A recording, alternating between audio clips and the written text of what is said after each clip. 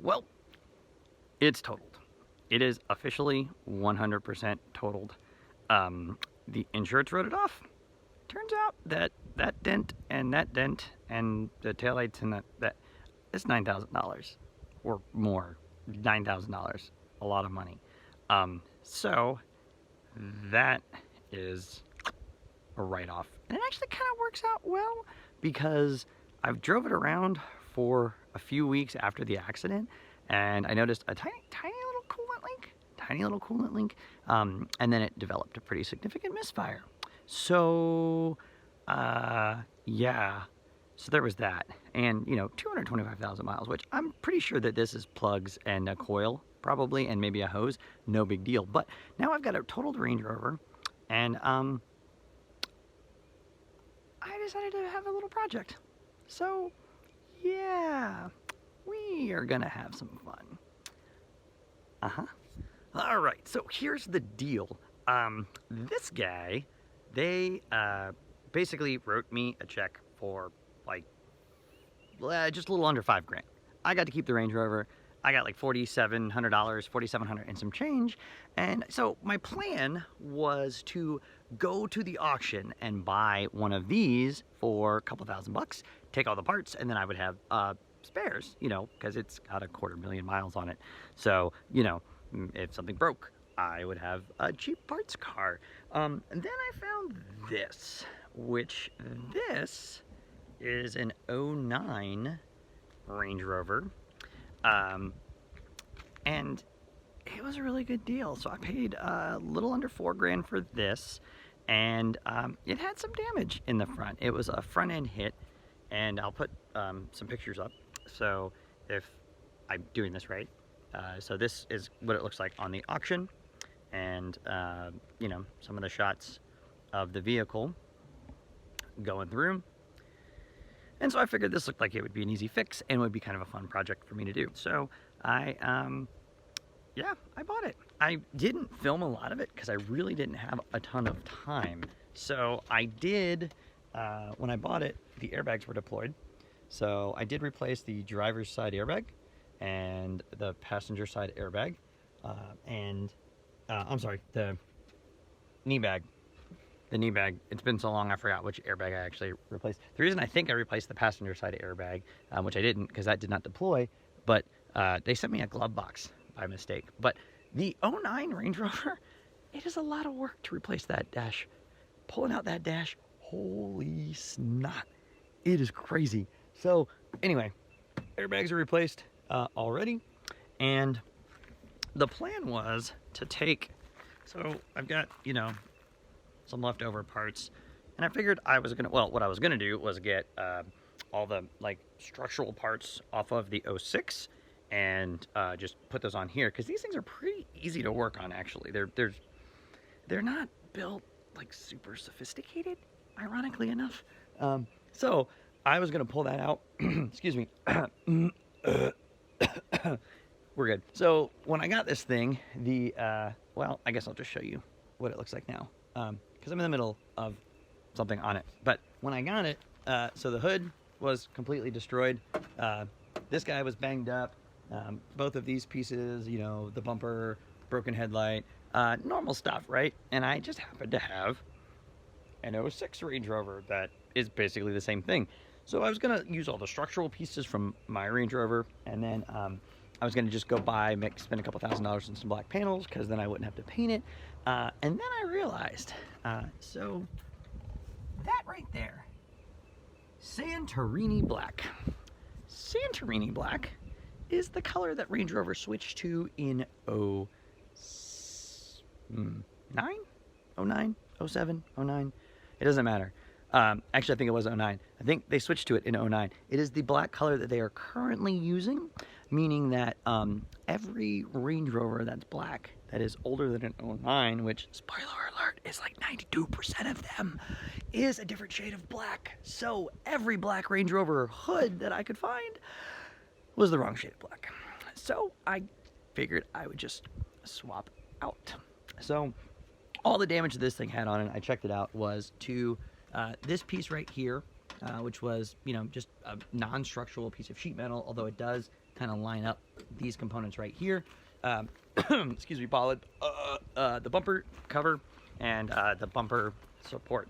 So let me see if I've got, so like the bumper support right there, which as you can see, well, kind of, sort of, like, yeah, I mean, it's a little banged up, and there's the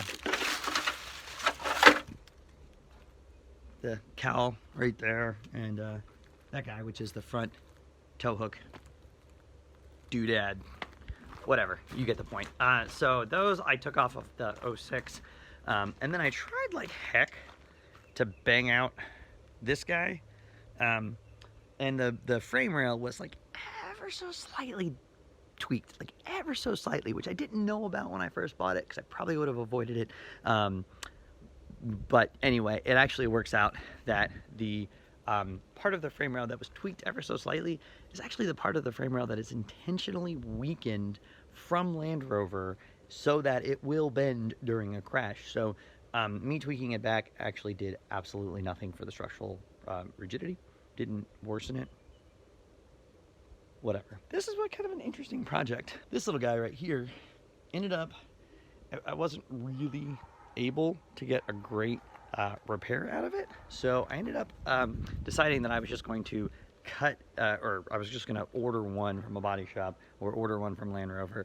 But I haven't been able to figure out how to do that. So all of you people that rebuild these cars on YouTube, that order body panels and weld them on, tell me where you buy those, because I have no idea. Luckily, I have an 06 Range Rover, and I just cut it off. Yeah, I just cut it off. Now that you've kind of gotten to see that, I probably ruined it already. That is what's left of the 225,000 mile Range Rover. Okay, let me show you a little bit more. So obviously, this is the black hood. So obviously the hood was banged up. And so these frame rails, and this car actually has a perfectly straight frame. So I don't know what I'm gonna do with this one. I've got my eyes on something, but as you can see on these frame rails, do you see how these are dented in, like wrinkled in right there, kind of, sort of? This frame rail is, this piece holds the front bumper, and it's basically just tack welded. You can't really see, but it's just like kind of,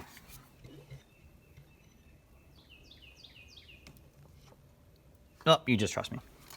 So, but you can see, like, you can see daylight through there, right? So there's like a little weld, right? And there's like a weld there and a weld there.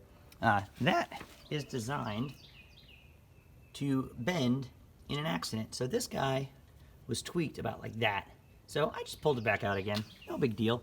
And then this guy right here, I just drilled that out and, you know, moved it over there. So, you know, that's the thing. And then I just took all the pieces off. So anyway, that hood's just laying on there just to keep water out. And yeah, I went from an 06 to an 09. So I'm gonna have to get it painted because the hood's gray and the hood needed to be painted. Anyway, the bumper is also gray, and this is not the color scheme I'm going for. And yeah, got a gray fender. So I guess I'm gonna have to get this painted and just pay for it that way. But other than that, it's been in pretty good shape. I guess I have a new project car, and it is not a 225,000 mile Range Rover, although I think you're gonna see that one live on. Hopefully, I've got another project. I've got my eyes on another one that I might use the engine for. We'll see. But let me show you the interior of this car. So it does have the ivory interior and whatever wood this is. I knew it when I was looking at interior parts. So they do update it. The interior is a little bit different in this one. Do have different style seats. Now when I bought it, there was a bunch of crap shoved in the back. So the seats are still a little dirty. They need to be cleaned. And of course the headliner sags because it's a Land Rover and they suck. Okay. But, you know, other than that, it's a pretty solid car. Heated and air-conditioned seats is one of the changes they made for this year when they went to this new interior.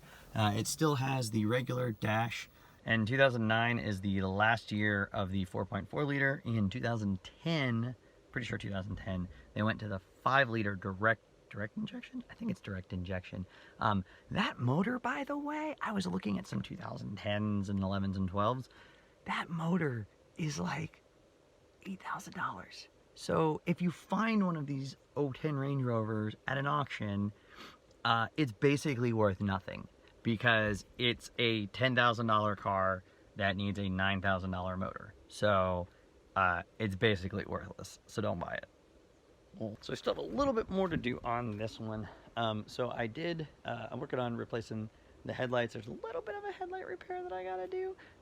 That's gonna be in a different video because there was something going on with the headlights. And you know, I gotta maybe do that repair. There's a little gouge on the bumper right there, below the fog light. Anyway, you get the point.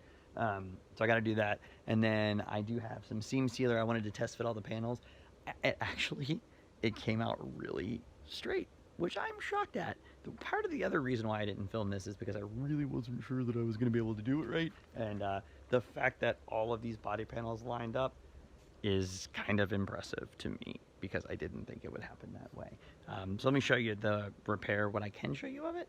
And when I take everything off to paint the welds and put the seam sealer in there, maybe I'll show you a better picture of that.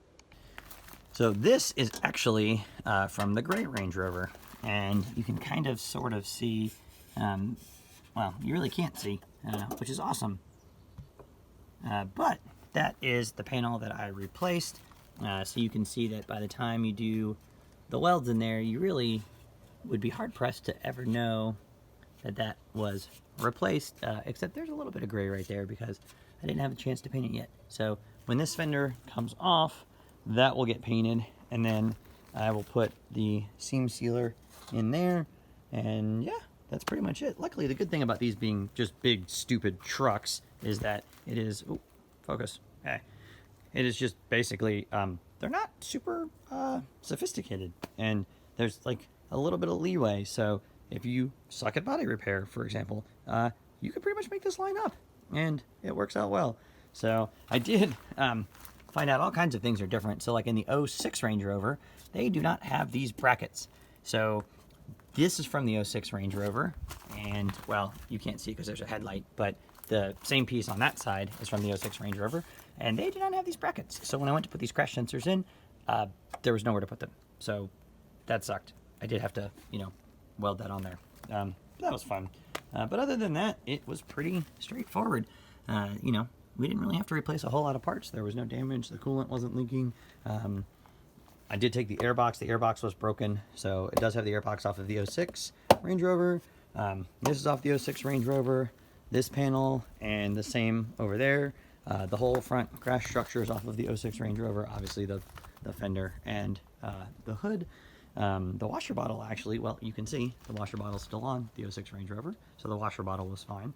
And trying to think what else. The grill is the 06 Range Rover, although this one I think is gonna be salvageable. And then you know, all these, there's a lot of plastic junk that's on these. I don't know why, but there's a ton of plastic junk on there. I'm gonna see if I can save that fender liner, and then the grill is actually probably salvageable on this one. It did have some scratches and some scrapes. Could be reconditioned, but you know, we'll see. That was the big piece of damage right there. Maybe on another one. Who knows? Maybe I'll rebuild more of these. I can't really decide though. I actually think I like doing mechanical problems more than the body work. So I might leave this one up to like Goon Squad and Tim Crack and all those guys. But you can do it. It isn't that hard.